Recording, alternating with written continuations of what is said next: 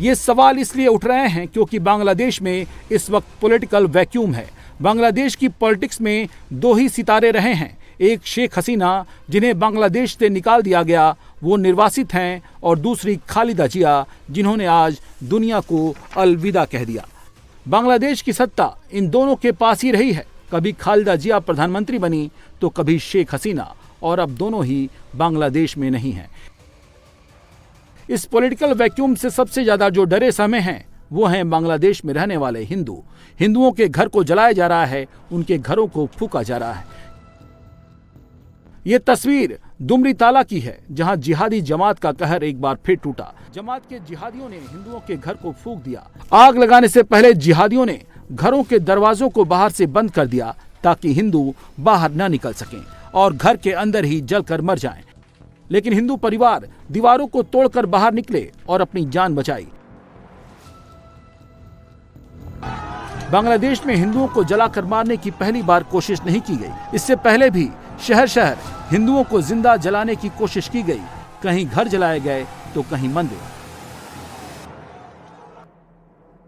18 दिसंबर के बाद से हिंदू लगातार जिहादियों के निशाने पर है। कभी मेमन सिंह में दीपू को जिंदा जला दिया गया तो कभी राजाबाड़ी में सम्राट की पीट पीट कर हत्या की गई। कभी चटगांव में हिंदुओं के घर फूके जा रहे हैं तो अब दुमरी ताला में हिंदुओं के घरों में आग लगाई जा रही है। हिंदू इसलिए टेंशन में हैं क्योंकि 43 दिन बाद बांग्लादेश में चुनाव है और चुनावी मैदान में ना तो शेख हसीना हैं और ना ही उनकी पार्टी अवामी लीग। अवामी लीग पर पहले ही बैन लग चुका है। हिंदुओं को थोड़ी उम्मीद खालिदा जिया से थी, वो भी खत्म हो चुकी है क्योंकि खालिदा जिया अब नहीं रही। चुनावी मैदान में इस बार जमात है जो हिंदुओं के खून की प्यासी है और एनसीपी है जो जमात के साथ मिलकर चुनाव लड़ रही है। एनसीपी का एजेंडा भी सामने आ गया है। वो बांग्लादेश को मुस्लिम राष्ट्र बनाना चाहती है। मैं आज नेशनल सिटीजन पार्टी में शामिल हो रहा हूँ। ये पार्टी जुलाई क्रांति के साथियों द्वारा गठित की गई है।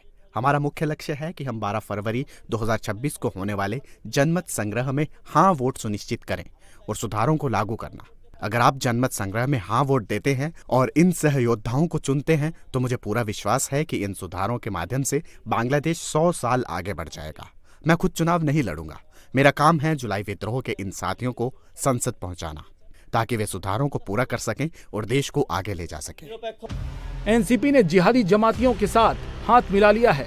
जमात के कट्टरपंथी बांग्लादेश से हर हाल में हिंदुओं को मिटाना चाहते हैं, इसलिए हिंदुओं और भारत के खिलाफ बांग्लादेशी युवकों को भड़का रहे हैं। यूनुस के पाकिस्तानी एजेंडे पर काम कर रहे हैं।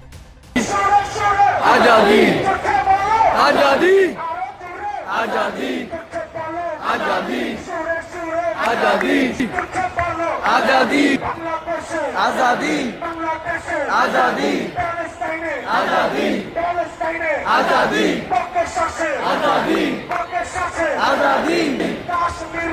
आजादी आजादी आजादी आजादी आजादी आजादी। यूनुस की सरकार ने जिहादियों को खुली छूट दे रखी है। जिहादी पिस्तौल लेकर मंचों पर जा रहे हैं, छात्रों के आंदोलन में शामिल हो रहे हैं। यूनुस चाहता है कि जिहादी फिर किसी छात्र नेता की हत्या कर दें और बांग्लादेश में एक बार फिर हिंसा की आग भड़क उठे। हिंदुओं को मारा काटा जाए, हिंदुओं को जिंदा जलाया जा सके। लेकिन खालिदा जिया के निधन के बाद बांग्लादेश की सियासत में अब सवाल उठने लगे हैं। खालिदा जिया के निधन से किस ओर पलटेगा बांग्लादेश का चुनाव? खालिदा जिया के बेटे को फायदा होगा या नुकसान? जमात को मिलेगा वोट या जमात होगा बेलगाम? दरअसल खालिदा जिया की मौत से 4 दिन पहले ही उनके बेटे तारिक रहमान की वापसी हुई थी। 17 साल बाद तारिक रहमान बांग्लादेश लौटे हैं। उनका बांग्लादेश में जबरदस्त स्वागत भी हुआ है। ढाका पहुंचने के बाद तारिक रहमान पॉलिटिक्स में पूरी तरह एक्टिव हैं, लेकिन वो चुनाव खालिदा जिया के नाम पर ही लड़ना चाहते थे। तभी तो 29 दिसंबर को उनका नामांकन कराया गया, जबकि वो वेंटिलेटर पर थीं और अगले दिन ही खालिदा जिया का निधन हो गया। ऐसे में अब तारिक रहमान के लिए आगे की राह कैसी होगी?